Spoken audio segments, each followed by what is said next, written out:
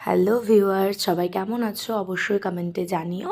তো আজকে আমাদের বাড়িতে রান্না হয়েছিল পটল চিংড়ি। আর পটল চিংড়িটা কীভাবে রান্না করেছিলাম চলো তোমাদের সাথে শেয়ার করে নিই। প্রথমে কড়াই গরম করে কড়াইতে সর্ষের তেল দিয়ে দেব এবং ফোড়নে দেব গোটা জিরে আর তেজপাতা। তারপর আগে থেকে কুচি করে রাখা পেঁয়াজ দিয়ে দেব এবং দিয়ে দেব তাতে সামান্য লবণ ও চিনি। এবার পেঁয়াজটাকে খুব ভালো করে নাড়াচাড়া করে লাল লাল করে ভেজে নেব। তারপর দিয়ে দেব আদা, রসুন, টমেটো এবং কাঁচা লঙ্কার একটা পেস্টটা ততক্ষণ পর্যন্ত কষিয়ে নেব যতক্ষণ না পর্যন্ত কাঁচা গন্ধটা মশলার চলে যাচ্ছে। খুব ভালো করে কষিয়ে নেওয়ার পর এবার দিয়ে দেব আগে থেকে ধুয়ে রাখা চিংড়ি মাছগুলো।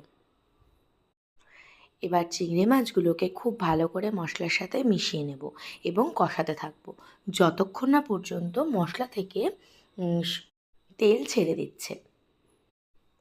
অনেকক্ষণ ধরে কষাতে হবে। এরপরে আগে থেকে ভেজে রাখা পটল এবং আলুগুলোকে দিয়ে দেব।